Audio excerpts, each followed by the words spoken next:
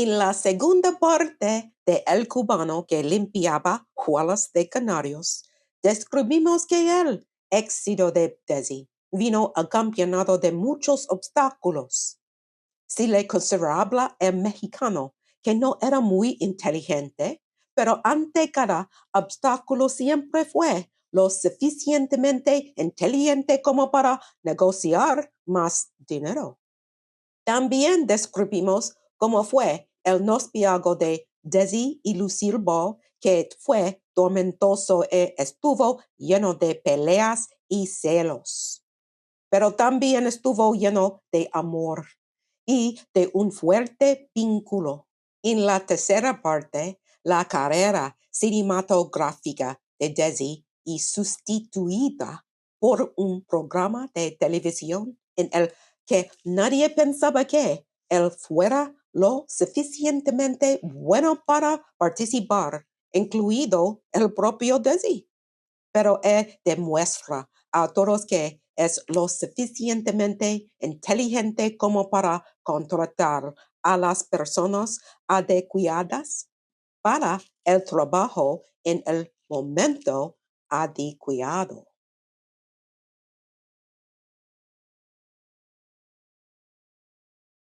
The audition, or the pilot in today's lingo, went into production in fall 1950 by the couple's production company, Desilu Productions, a company created for tax purposes that really hadn't done any productions other than their vaudeville act.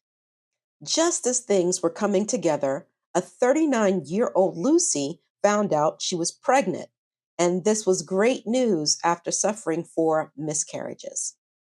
So, to work around this, the writers created scenes that would cover her growing belly. Filmed in front of a live audience on Desi's 34th birthday, March the 2nd, 1951, in Kinescope, the audition almost didn't happen because the couple was still in negotiations with CBS right up until curtain time. CBS wouldn't proceed without a contract.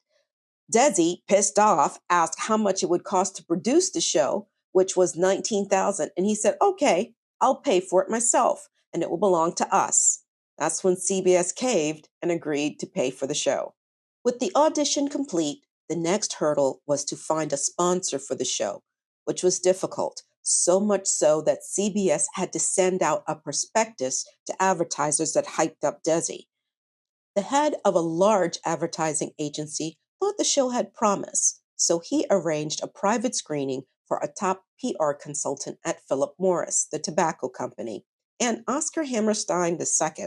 Yes, that Hammerstein, whose Broadway show The King and I had just opened.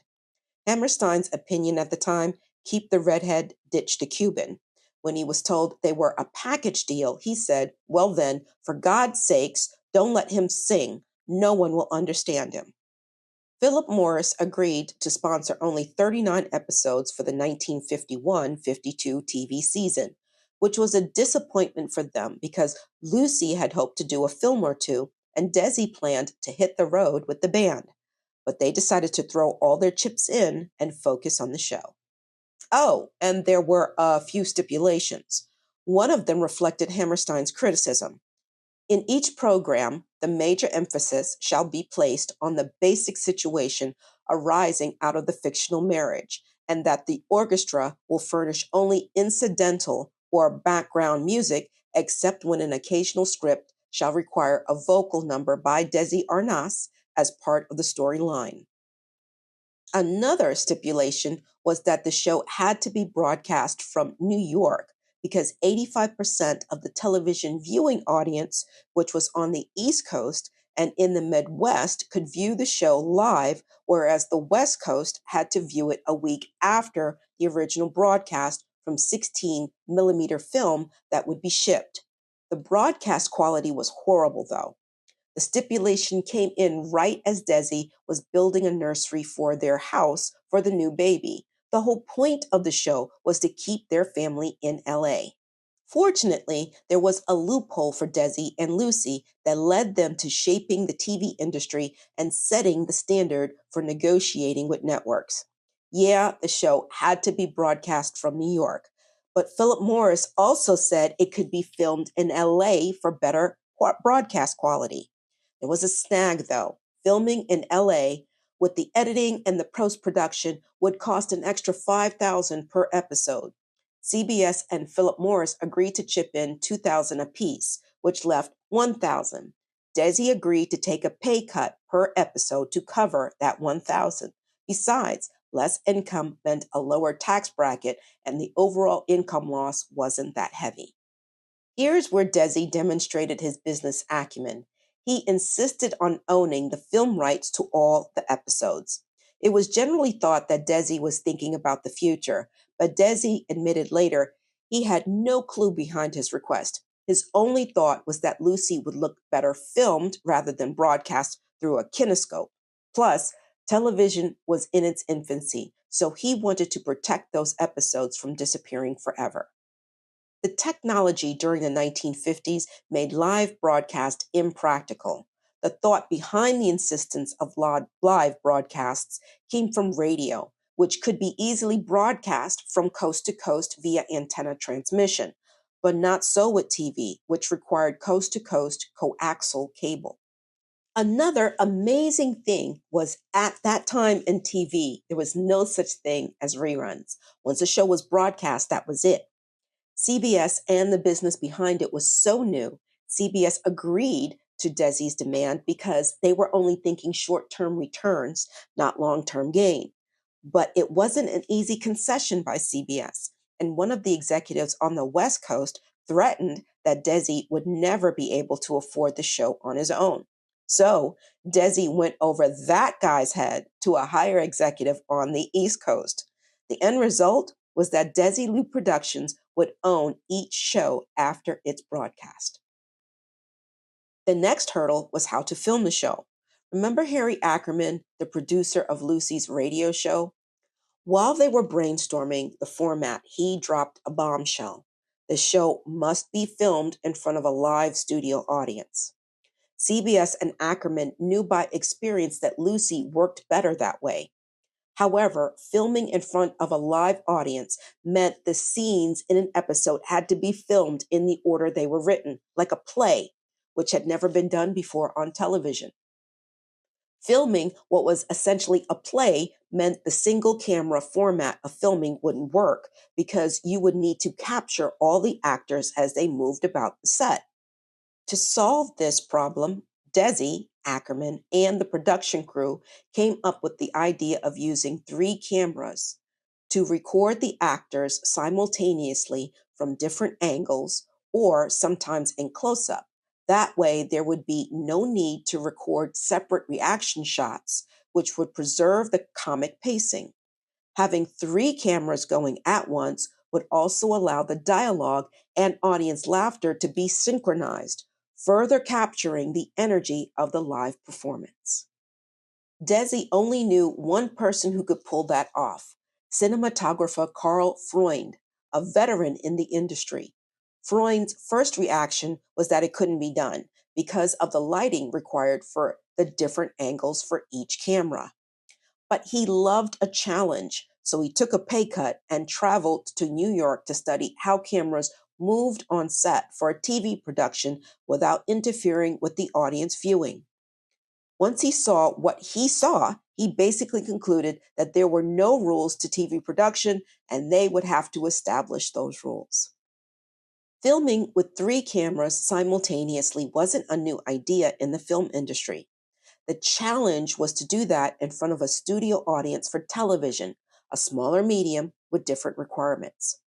Desi was given the name of a production executive, Al Simon, who had worked on the TV game show Truth or Consequence, and had created a system in which the technicians communicated through an intercom system during filming. Desi hired him and later gave him credit for I Love Lucy's success. To handle the next hurdle of accommodating a live audience without violating fire and safety codes, Simon suggested a bigger venue, a studio in the heart of Hollywood, General Service Studios on Las Palmas Avenue. CBS agreed to loan the money to Desi to lease the studio, and he had the building renovated to become the nation's first television theater. The screening for the official pilot was well received, but in that pilot, the focus had been on Lucy and Ricky Ricardo, their characters for this new show. The writers, Bob Carroll and Madeline Pugh, who had written Lucy's radio show, felt the Ricardos needed another married couple to serve as a counterbalance. Normally, such a couple would be younger, but the writers opted to go for an older couple that would be named Fred and Ethel Mertz. For the role of Fred Mertz, Lucy remembered an old vaudeville actor from her movie days, William Frawley, who was then 64 years old and had no roles coming in. If you're thinking the problem was ageism, think again. Frawley had a well-known drinking problem, which is why no one would touch him. Desi, ever the businessman, cut Frawley a deal. They would hire him, but if he showed up to work unable to do his job, he would work around him. If he did it a second time, he'll still work around him. But if he did it a third time, Desi would make sure Frawley would never work in the business again. Frawley was like, I hear you, dude. Let's get it poppin'. As for the role of Ethel Mertz, Desi was steered to a 46-year-old musical theater actress named Vivian Vance, who he hired on the spot after watching her in a performance in a playhouse in San Diego. Both Vivian and Lucy were skeptical, but for different reasons.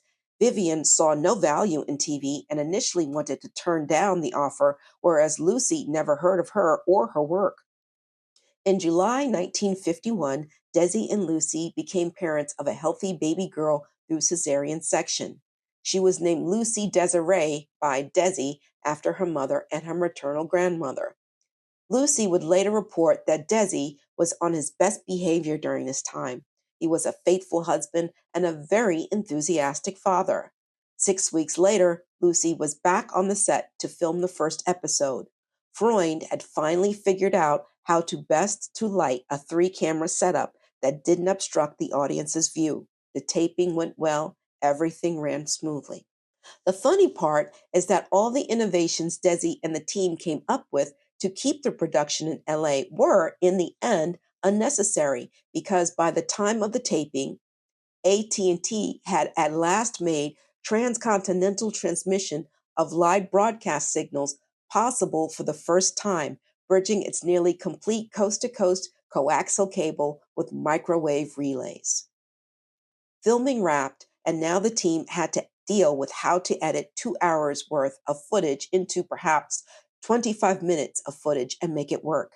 Remember, this had never been done before. They hired a 29-year-old wonderkin by the name of Dan Kahn, who was descended from Hollywood editing royalty, to take on the challenge. It's true when they say out of necessity comes creativity. Kahn's editing was taking too long because he had to view 3 rolls of film on one screen through a machine called a moviola. Remember Al Simon, who created the intercom system during filming? He knew a guy named George Fox who had commissioned the Moviola company to build a 3-headed version of the machine in which 3 reels of film could be locked and projected simultaneously, with a 4th head for the soundtrack. Desi hired Fox because Fox said he could sync picture with sound electronically, but as time went on, it was clear he couldn't do it. Showrunner Oppenheimer said, yeah, it's been nice working with you, but you gotta go. And Fox was like, fine, I'm out of here and I'm taking my machine with me. The office where he kept the Moviola was right across the street from the theater. Kahn still had the keys to the office, so he would sneak over to use the machine for editing. Fox found out, he flipped and said, I'm going to lawyer up. Oppenheimer stepped in and negotiated a deal for Desilu to buy this intellectual property. Desi had his company manufacture copies of the 3-headed Moviola and sold it to all over Hollywood to become the machine to use in film editing. Kahn was able to finish the editing, and they scheduled a rough cut screening of the episode. When the screening ended, until Lucy broke the silence to tell him a job well done. After that came the big marketing push. Promos of Desi and Lucy's new show filled the airwaves. By the time they started filming and editing the second episode, the picture with sound issue was sorted out. Desi took the tapes for the first and the second episodes to a movie theater in Riverside, California, to test the audience reaction, and the laughter said it all. Because the broadcast quality was better in the second episode taped, the decision was made to broadcast the second episode as the premiere. Titled The Girls Want to Go to a Nightclub, this episode premiered on October 15th, 1951, and opened with a cute cartoon created by Hanna-Barbera, the twisted minds responsible for the cartoon Tom and Jerry. Their cartoon studio created the best Saturday morning cartoons like the Flintstones, Scooby-Doo, the Jetsons, Augie Doggie and Doggy Daddy, Johnny Quest, my favorite, Josie and the Pussycats, Magilla Gorilla, Yogi Bear, Huckleberry Hound, and many more. The next day's reviews were in from Variety and The Hollywood Reporter, and those reviews, plus the numbers from the Nielsen ratings, said it all, and they all said the same thing. America loves Lucy. Accolades such as grade A quality in tour de force and America's #1 comedian were floated in the media coast to coast. You know what else I Love Lucy did? Its success changed the minds of those who underestimated Desi Arnaz as a businessman and as a comedic performer on television. Though Desi wasn't meant for comedy, he was a quick study with strong instincts and surprising physicality. Plus, the show made him the first Latino to co star in a national English language primetime network show, as well as the first Latino television executive. How amazing is that? Once again, Desi got fat, happy Americans to accept all the things that made him Cuban and Latino, including the thick accent with malaprops. Now, you may ask, did Desi actually speak that way? Well, some of that can be blamed on the writers, but in all fairness, the writers studied how Desi spoke and they integrated that into his dialogue. I see this doing two things for Desi. A, it allowed him to be more comfortable with the material, and B, it allowed him to lean into that way of speaking for comedic effect. Oppenheimer once said that Desi would understand the material as soon as he saw it and give a good reading the first time through. His performance would be exactly the same, never any better or worse 4 days later. Desi really did pronounce explaining as splainin in his personal life. He always dropped the EX prefix, so he would say exaggerate or expensive. He would substitute D's with T's. So, for example, redhead would be red head. And instead of taking it easy, he would say take it easy. And guess what else? You know when Desi would explode and rant in Spanish when Lucy drives him crazy? It was a safe bet the audience and viewers didn't understand the language, so he could use colorful phrases and words without triggering the network censors or the audience. For one episode, he muttered, Mira que jode la mujer esta. I challenge all that speak Spanish fluently to watch I Love Lucy and listen for any colorful language. After the first two tapings, the production of the show settled into a rhythmic but regimented weekly flow guided by Desi. For the first season, 40 episodes were produced, but only 35 were aired. The rest were saved for the second season.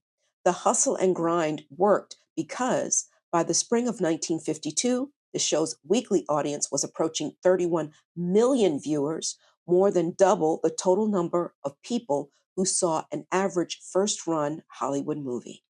On the business side of things, Desi came to the table with knowledge gained from being a band leader and working for and with Xavier Cugat and Bob Hope.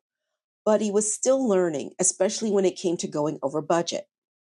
Buzz about this three-camera method was spreading throughout Hollywood, however, and stars such as Bing Crosby, Rosalind Russell, Danny Thomas, and Frank Sinatra all toured the studio to study the operation so they could do something similar. CBS wanted another hit, so they adapted another CBS radio show, Our Miss Brooks, starring Eve Arden, that was acquired by Desilu Productions. Arden wanted her show produced like I Love Lucy and asked for Desi's help. He realized his studio was only used for 2 days of the week to film I Love Lucy. So one day in January, the show wrapped up production early so the pilot of Our Miss Brooks could be filmed.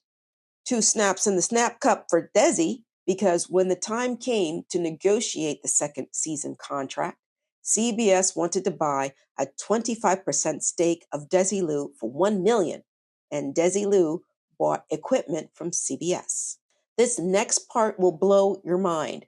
Desi created another production company, Zanra, which is his last name spelled backwards, and sold the equipment he bought from CBS to Zanra, including the three-headed moviola and lighting used by his cinematographer Freund.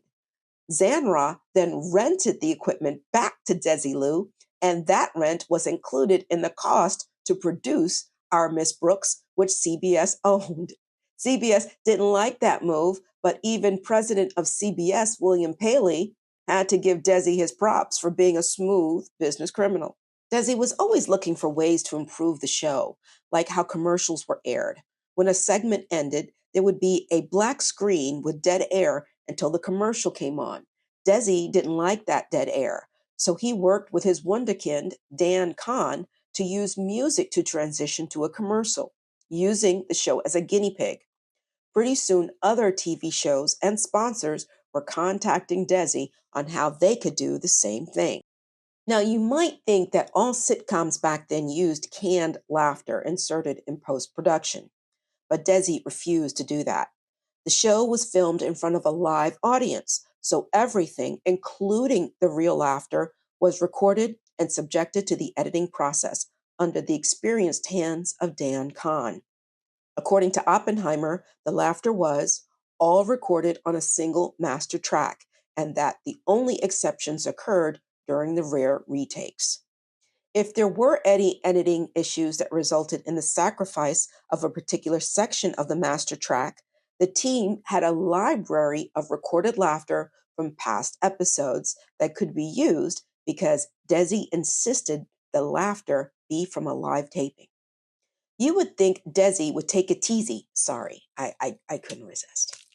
But he knew that although he was making money moves, the spotlight was on Lucy, and he didn't have an acting future beyond the show. Knowing how sensitive he was about her popularity and how they viewed her husband, Lucy suggested, though not directly to Desi, that he seek executive producer status. And he did. He went to Oppenheimer and asked him if he'd consider it. If you know Hollywood, you know that people rarely give up their power and position on a happy note. Oppenheimer was showrunner, and as the executive producer, the show was his biggest hit. If he relinquished that power to Desi, it might be viewed in Hollywood as an inability to do the job. So Oppenheimer suggested other vanity titles, but Desi wasn't interested. They agreed to table the discussion. Desi brought it up again during his 35th birthday party, and this time the stars were in alignment. Oppenheimer was worn down by the demands of the show and was ready to delegate some of that responsibility. So Desi became executive producer, receiving billing after Oppenheimer's name in the credits starting 1952. The first airing in April with Desi's new title became the first program in the history of television to reach 10 million homes, or 63.2% of the television sets in America. With an average of 2.9 viewers on each set, that meant that more than 30 million people, including 7 million children, nearly one-fifth of the country's population, were watching the show. Here's an example of how cutthroat Desi had to be sometimes to get what he wanted. Desi and Lucy had a favorite reporter at The Hollywood Reporter, Dan Jenkins, who somehow found out about Desi's new job title of executive producer and wrote about it. He spread the kudos for the show's success in his article, mentioning Desi and Oppenheimer. Sounds good so far, right? The article goes sideways when Jenkins reported that Oppenheimer had glowed up Desi by saying Desi, not him, had been running the show all along. Word got back to Oppenheimer. He was furious and confronted Desi. Desi, cool as a cucumber, was like, hey, I'm trying to build a reputation as a producer just like you. If this was a chess match, I would say Desi had checkmate because Oppenheimer knew that if he went to the press to say, I never said that, it would hurt the show and might even hurt Desi and Lucy's marriage. Oppenheimer had no choice but to relent and allow Desi to step in with some of the duties of a showrunner, which he would take over totally by the end of the show's run. This again made him the first Latino to be a showrunner. Oh, Oppenheimer held a grudge about it for a long time, especially when Desi published his memoir 25 years later after the show ended and left out Oppenheimer. You could argue that vanity made Desi leave him out of the story, but not one cast or crew member on the show would dispute that Desi was in charge of everything, including the real important part, the money. It's now May 1952, and 9 months after little Lucy was born, Big Lucy had an announcement. She was pregnant again. Today, if a TV actress got pregnant, it's no big deal. But in the 1950s, this pregnancy was a problem. You see, television during the 1950s was squeaky clean and middle of the road. Women are mothers, but they don't get pregnant, you dig? Pregnancy meant sex, and sex had no place on television. Plus, a pregnant woman meant she was practically disabled. The show's sponsor, Philip Morris, threw out alternatives like place Lucy behind furniture, only mention the pregnancy in one or two episodes, or avoid the pregnancy altogether. But Oppenheimer and Desi felt the pregnancy could be incorporated into the show if done well by creating a narrative arc of the pregnancy progress. They continued to push back, but it got nowhere. Frustrated, Desi appealed to the chairman of Philip Morris. The letter he wrote basically said that if the company was going to block them from incorporating Lucy's pregnancy into the show, then that implies a lack of trust in the creativity team who made I Love Lucy the number one show in America. And if you don't trust the creative team, that means Philip Morris should take over creative decisions. If the show tanks after that, then you only have your people to blame, not us. Oh, and by the way, thank you for your support. A week later, Philip Morris fell back from their position, giving Desi the green light. To ensure the handling of the pregnancy was done as tastefully and in line with the moral standards at the time, Desi and Oppenheimer consulted with Cardinal James McIntyre of the Roman Catholic Archbishop of Los Angeles, Rabbi Edgar Magnin of the Wilshire Boulevard Temple, the rabbi to many Jewish studio heads and movie stars, and Reverend Clifton Moore of the Hollywood Presbyterian Church. All three clergy members reviewed each script on the pregnancy to ensure there was nothing questionable. They even pulled in a Monsignor from a Catholic church attended by such stars as Ricardo Montalban and Cesar Romero. With that out of the way, the next concern was about the filming schedule. They were already ahead of the game by having 5 episodes in the can filmed during the first season. But Desi didn't want Lucy working in her last trimester of pregnancy, and taping to fulfill the 39 episodes for the second season would run into October. So they moved the schedule around to end in July and began a practice that all sitcoms moving forward would use.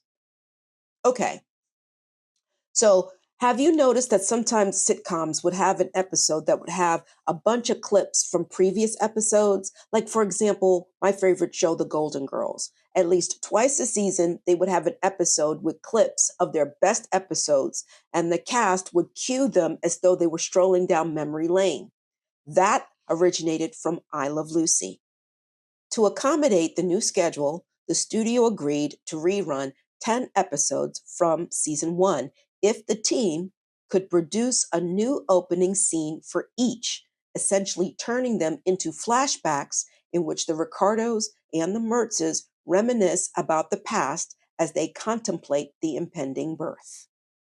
See what I'm saying? Out of necessity comes creativity. Overall, the pregnancy episodes were a hit, but the best one was the episode that announced her pregnancy, titled Lucy is enceinte. Enceinte is French for pregnant. Back then, you couldn't say the words pregnancy or pregnant on television anywhere, so they named that episode as sort of a dig at the sponsors. That taping had everyone, the audience, the crew in the control booth that included the director, and the crew on set crying because the emotions Lucy and Desi showed were real. John Crosby in the New York Herald Tribune reported that the news that Lucille Ball was about to have a baby was whispered demurely in roughly 12 million homes. Returning to the real pregnancy, because Lucy had her daughter by cesarean section, the practice of the time was that subsequent babies would be born in the same manner. So Lucy's cesarean section was scheduled for January 1953.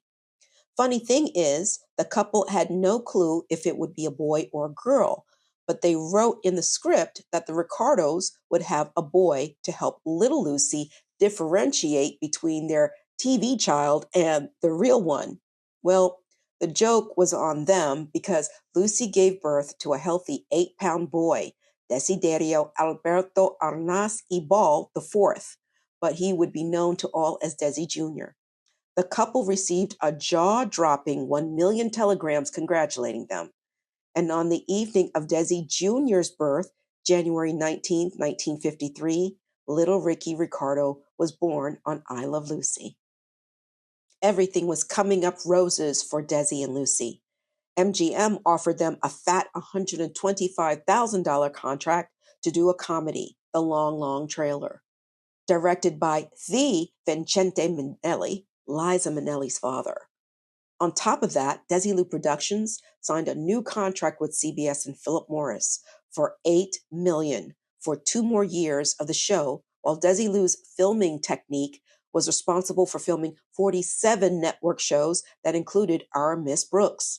In fact, Desilu was so successful they had outgrown the studio and had to move to a bigger space. Desi's song, There's a Brand New Baby at Our House, which he wrote when little Lucy was born and was used for little Ricky's birth on the show, landed at number 5 on the music chart. Everything was good until it wasn't. In September of that year, Walter Winchell, an exploitive gossip column reporter, somehow found out that in 1936, Lucy had registered as a communist on her voter registration card. She had been called in for questioning about it by the House Un-American Activities Committee, or the HUAC, 2 days before the story broke.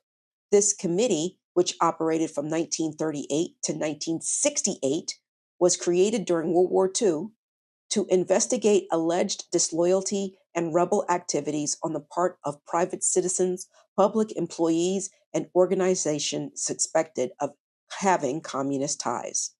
I could do a whole episode on HUAC and its history because it was basically a witch hunt whose main goals were suppression and control. I'm not saying there weren't any people affiliated with the Communist Party or had left leaning connections, because there were. But the government was gripped in paranoia even before the attack at Pearl Harbor, convinced that the American way of life was being undermined by radical leftism. Labor unions were seen as the enemy. If you were part of an organization suspected of ties to communism or left wing activities, you were investigated and, in many cases, blacklisted. What camp was Lucy in? I would say neither. She told the investigator she registered as a communist to please her grandfather, simple as that. She didn't participate in politics, and she wasn't very civic minded. In the 1930s, apparently, registering as a communist rather than a Republican wasn't a big deal. Desi went into crisis mode because even though Lucy was cleared by the government, the specter of communism could jeopardize everything they had built together. He had power now, and he wasn't afraid to use it to protect his wife and the mother of his children, as well as the business they built. He took a series of steps for damage control, even calling his racing track buddy, J. Edgar Hoover, head of the FBI, to make sure Lucy wasn't suspected of anything. He told Philip Morris that if they yanked an upcoming show from the air, Desi would pay for that time slot and he and Lucy would go on the air to clear the air. He even contacted a California congressman who was on HUAC and persuaded him to hold a news conference to state once and for all that Lucy was American as apple pie. On the Friday of that week, the show had a taping, and during the audience warm up, Desi spoke honestly and passionately to the audience and asked them to please reserve any judgment until the next day's press conference by the congressman. In his introduction of Lucy, he said, "My favorite redhead. That's the only thing about her that's red, and even that is not legitimate. The girl who plays Lucy, Lucille Ball." Desi's mode of attack worked. The show maintained its number one slot in the ratings. There were no doubts about Lucy, and they received top billing at a presidential tribute to Dwight Eisenhower that was attended by the Joint Chiefs of Staff, Attorney General Herbert Brownell, and J. Edgar Hoover himself. Of course, there were some people who didn't believe Lucy's story of pleasing her grandfather, but no one was listening. With that crisis averted, business continued as usual for Desilu Productions. Actually, business was expanding because Desilu now had the capital to buy stake in a show and develop its own shows like The Ray Bolger Show and December Bride. Plus, the new studio was renting its space to other shows like Make Room for Daddy, starring Danny Thomas, and The Loretta Young Show. By 1954, Desilu had signed another 2-year contract with CBS, and I Love Lucy was in reruns on Sunday afternoons. Ironically, the vehicle they created so they could spend more time together was beginning to separate them. They were fighting again, sometimes in front of the crew. With each conquest by Desi to expand their empire came more pressure to perform. He did hire people to delegate some of the responsibility, but he still maintained his grip on the operations. If you remember from part 2 of this episode, you know what Desi used to do to release that pressure: sleep with high end prostitutes. He expected Lucy to just accept it because he was Latin, and that's what Latin men do. After all, they were prostitutes. They meant nothing. But not to Lucy. They meant something, and each indiscretion brought heartache and humiliation. She sought guidance from a pastor, Reverend Norman Vincent Peale, who wrote The Power of Positive Thinking, published in 1952. What was his advice? Basically, you don't have to like it, but you do have to lump it because of the joy you bring to people as a couple, which has brought the two of you great, well deserved success. As much as Lucy wanted to cling to that advice, something major happens in their marriage that no amount of positive thinking was going to fix. Even though the show was doing well, a few critics were falling out of love with Lucy. Their chief complaint was that the show's formula was getting stale. Oppenheimer and the team agreed, so they decided a change of scenery might help. This is when the Ricardos and the Mertzes went on a cross-country trip to Hollywood for Ricky Ricardo's screen test. The Ricardos and the Mertzes would meet Rock Hudson, Richard Widmark, Harpo Marx, John Wayne, Van Johnson, and William Holden. This fictional trip would run during most of the 1954 to 55 and the start of the 1955 to 56 seasons, and gave the show the opportunity to introduce product placement. You see, the car they used for the cross-country trip was a 1955 Pontiac convertible that was loaned by General Motors for the show. We're all familiar with scandal rags. We have them today like TMZ and BuzzFeed. Hollywood at the time had a gossip rag everyone hated, Confidential. And to knock the powerful Cuban down a peg or two, Walter Winchell, a writer for the magazine, dug up and aired all his dirty laundry about the prostitutes and sleeping around Los Angeles. even the stuff he did when he was in the army. The dirty laundry would repeatedly pop up, creating endless humiliation for Lucy until the final blow up. Speaking of blows, the power couple was suffering many. But let me start with the good stuff. Desilu was growing, but between renting studio space and producing new and existing programs, cash flow problems began to emerge. So the couple sold back 179 episodes of I Love Lucy to CBS for 4.5 million and received an extra million for their services for 10 years. Their company went public in 1958 with an initial offering bringing in 5.25 million. Desi and Lucy each owned a 25% stake in the company, and the capital allowed them to pay down the loan they took out for buying the old RKO studio lot and everything on it. By the end of 1958, Lucy and Ricky Ricardo were now in 1 hour specials instead of the weekly 30-minute ones because Lucy didn't want the weekly hassle. Desilu also created the Desilu Playhouse, sponsored by Westinghouse, a non-Lucy TV show responsible for Rod Serling's The Twilight Zone. Desi also purchased a hotel to throw shade at an exclusive country club that rejected his application for membership. Now, on to the bad blows that proved fatal to America's favorite TV couple. Between 1956 to 57, I Love Lucy lost some of the key players that made the show successful, like director Bill Asher, who was responsible for the famous Candy Factory scene, and cinematographer Freund, as well as a burned out Oppenheimer, who was still salty about Desi taking over as showrunner. The couple was growing apart and were openly and loudly hostile to each other in front of the cast and crew, making the workplace awkward. Desi's cheating and use of prostitutes was now a well known secret that was dragged out into the open during a disastrous Friars Club roast in honor of the couple during a blistering comic routine by Milton Berle that bordered on cruel.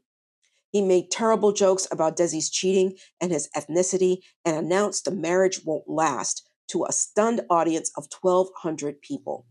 And do you know the couple would hire Burl for one of their 1 hour specials? No hard feelings, I guess. Desi's drinking turned into full blown alcohol addiction that he refused to address. A doctor warned him that if he didn't slow down and stop drinking, the stress and the alcohol would kill him.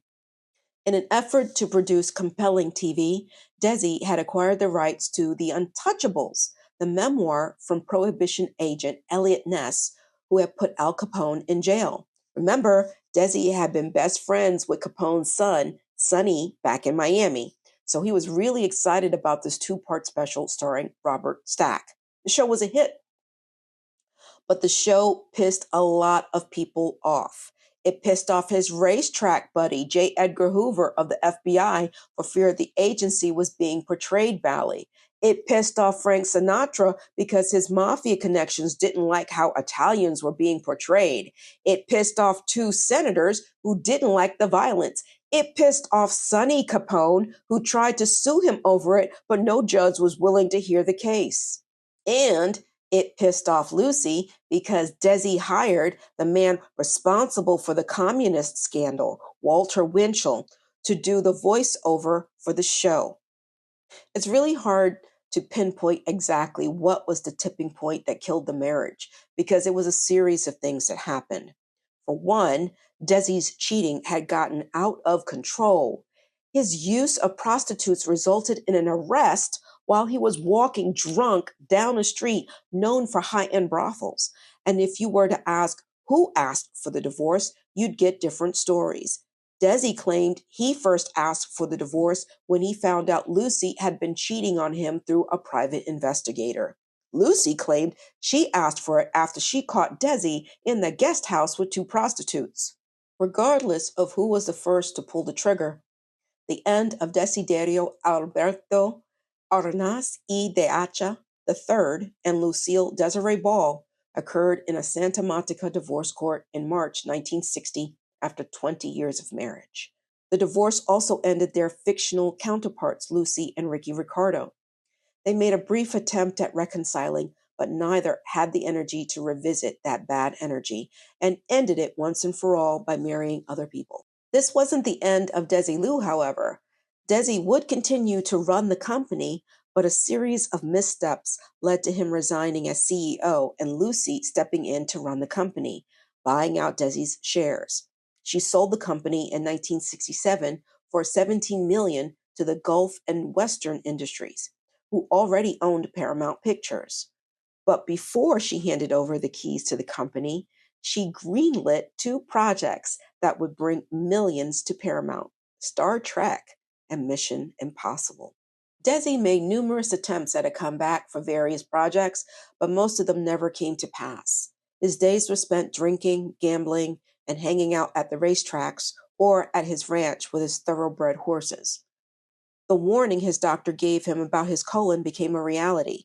He developed diverticulitis and required surgery and a temporary colostomy bag, yet he wouldn't make any changes to his lifestyle until he was diagnosed with an ulcer and arthritis, and his second wife, Edie, would die from cancer, leaving him alone. He finally sought treatment for his alcoholism, but years of smoking cigarettes and cigarillos would result in lung cancer. Chemotherapy turned the once strong and vibrant Cuban frail, thin and balding. 2 days after what would be his and Lucy's 46th wedding anniversary, he died in his daughter's arms at home in December 1986. He was 69 years old. There's no doubt Desiderio Alberto Ornas Ideacha III was a flawed man, but this brilliant, passionate man who fought against racism and jumped over roadblocks in Hollywood made the business of television what it is now. He opened the door for people of color like comedian Flip Wilson, who was the first Black man to host a television variety show and negotiate a contract that included a syndication deal that brought him millions. I love history. You came for the truth? Thank you for staying for the story. Adios.